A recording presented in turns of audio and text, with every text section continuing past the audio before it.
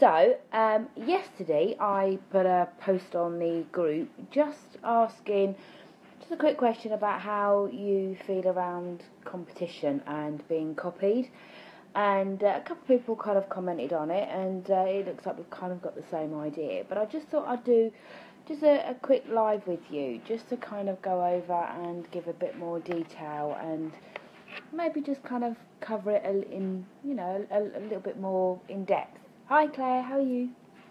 So, years ago when I was younger, if you were being copied by somebody, it was a real kind of tragic event. I remember having a real upset with my mum because somebody had the same pencil case as me and things like that. I don't think boys tend to worry so much about it, but for girls, same haircut, same coat, same pencil case, same school bag, those kind of things were tragic, it was a real upset.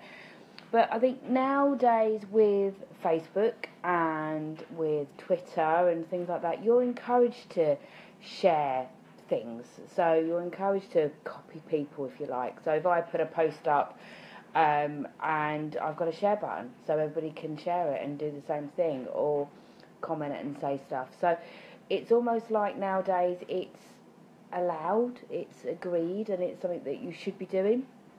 Now, when you transfer that into the business world, it's whether or not that still kind of stands. So, a lady I know has a flower shop, and she has people constantly copying her designs. Now, some people would say you should see that as a compliment. Somebody copying your designs, it's a good thing. They love what you're doing so much that they want to do the same. But for her point of view, it stops her being unique. So she's kind of saying, yeah, but I put all this effort into creating a design and making my business unique and being different to everybody else, and then other people copy me. But how can you copyright that? How can you can't patent a flower design or something like that. So it's kind of getting that balance right and knowing what's acceptable and what isn't. And I just thought, just a quick discussion around how you can deal with that. So if, for me, I'm looking to put together at the moment a boot camp dealing with self-doubt. So one of the things that I'm going to be doing is writing workbooks. So I've got a 5-day course coming up, and there's going to be a workbook even for each of those dates. Now, as soon as I've given those out and I've shared those PDFs with anybody else that is also coaching can completely steal what I've done and share it for themselves and charge twice as much for what I've done and, earn money from it. Is that fair? How do I go about, dealing with that? I can't stop people having it. I can't, sort of not let anybody have access to the workbooks because they need them for what they're doing. So sometimes I think in business you need to accept that you're going to be copied. And sometimes you need to accept that things that you do, regardless of how much effort and how much time it takes to kind of create something unique, you are going to have some people out there that are going to copy you and they are going to steal your ideas. So it's whether or not you can accept that. And if you can accept that and take that as a compliment, then, hi Kerry, how are you? Then it's great, because what you need to do is then just change your mindset to it a little bit. So for me, with my workbook, when I start putting it together, I'm putting it together based on the fact that it's going to be copied, and I'm accepting that it's going to be copied. So what I'm saying to people now is, when I share this with you, it's yours. Keep it. Do what you like with it. Copy it, share it, give it to your nan. It doesn't matter. So the minute I say it's okay to share it, it's okay to copy it, it's going to stop me being upset or angry by other people copying it. So it takes away that upset, that frustration, stops it being a negative and makes it a positive. All of a sudden I'm saying, I'm giving you authority. I'm saying it's okay. And by doing that, I can then move forward. I'm not carrying around all this negativity about it. I'm not upset by it. And every time I see somebody share something that I've done or copy something I've done, I take that as a testimonial. That's somebody who thinks that something I've done is so great that they're going to use it. And it's not a bad thing. Why should it be? But if you're 15 and, you've just had your hair cut and you're friend down the road copies it, it still seems to be a tragic kind of event. And as grown-ups and as adults, we set that example. So if as parents we're complaining and moaning that somebody's copied our idea, then our children also see that it's a negative, and then they start to feel aggrieved, if you like, when somebody copies them at school. So we need to start teaching people that actually it's a good thing being copied, and you should encourage it. Ask them to copy you. You know, give them the okay. Say, I'm giving you this. I want you to do the same. Because if you can do that, then you feel better with it. You're able to feel more comfortable around the information that you're sharing. And like for me, with the workbook that I'm creating, the workbook's going to have so much more information in it because I'm not holding anything back. If I tried to sit and write this workbook today, and I don't want to share this, or I don't want to tell people that because it's like a trade secret, then my clients are getting less from me than they deserve, and that's not right, that's not fair.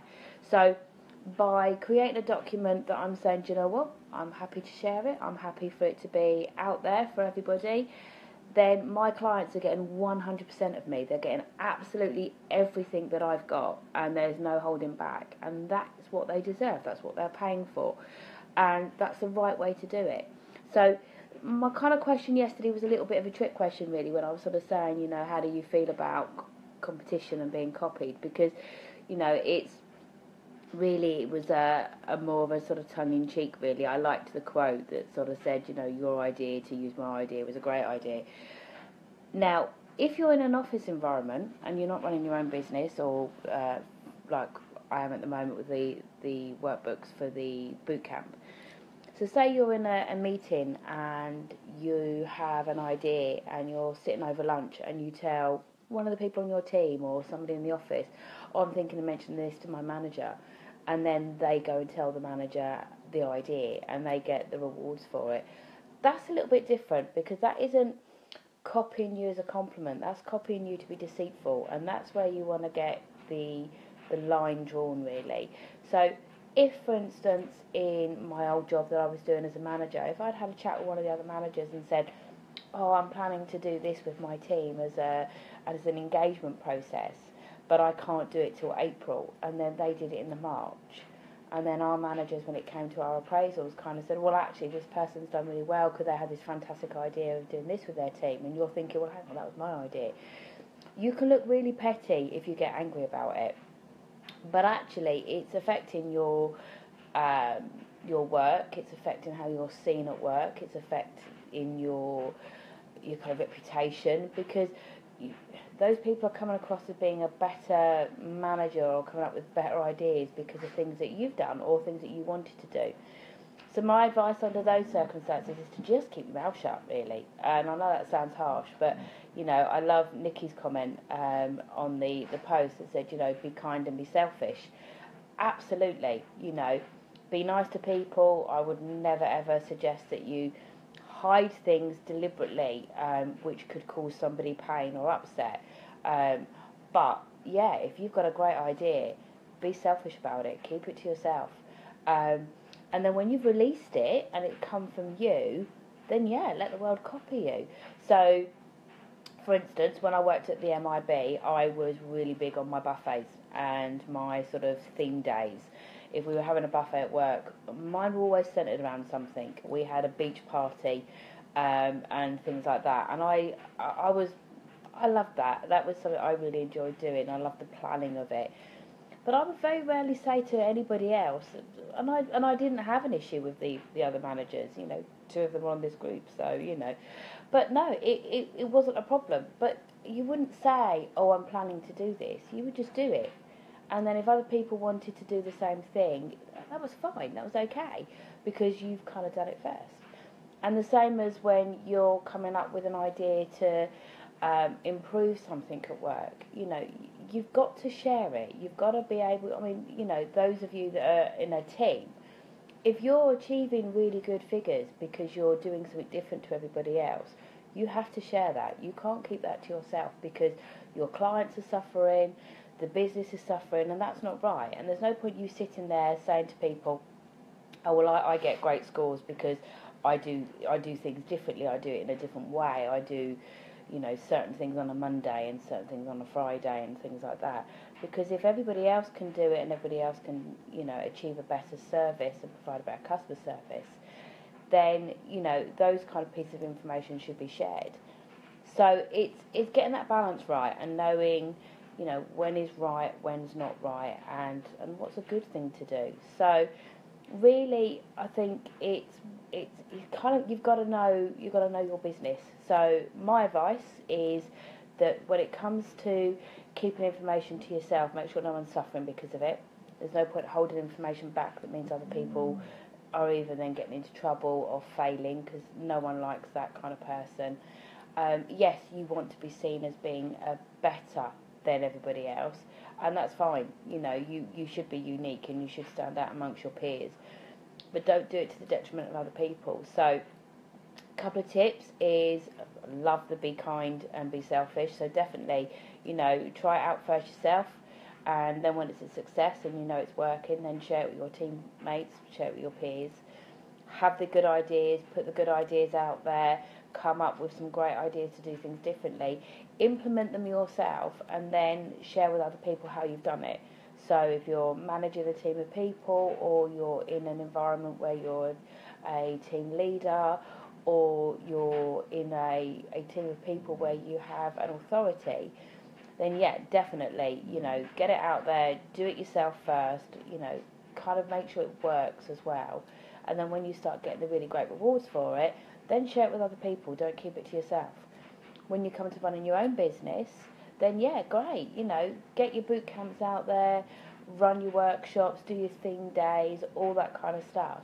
But don't feel aggrieved when people copy your ideas. See it as a compliment, see it as something good. If you've done it first and then they do it after, there is nothing to lose by that. It's not an issue, it's not a big deal. And I think we worry too much about what people think, and we want to be seen as being a leader in our field, and you can be a leader in your field, but if you're going to lead, you want people that follow, because there's no point leading yourself with no one behind you. So the minute you call yourself a leader, you have to assume there are people following you, and the people following you, they're going to copy your ideas, they're going to use the same information that you're using. So go back to my post and a very quick summary. Don't be offended by competition, don't be scared by it, and don't worry about people following you. Encourage it, ask for it, but yeah, if it's something really personal to you, then just make sure you do it first, but don't worry about other people copying you afterwards. Anyway, I'm going to get back to writing up my boot camp. I've found this Canva thing that somebody suggested to me. It came up in a group that I was in, and then the lovely Hannah helped me with working out that I could actually use it for booklets as well. So I spent all last night, and I'm going to spend most of today as well, creating my self-doubt bootcamp, which is going to go live in March, fingers crossed, and really looking forward to it. So thank you, ladies, for joining me today. I just wanted to jump on quickly, show my face, say hello, show my grey hair, which I've just noticed, and I hope you're having a lovely day. Take care, bye.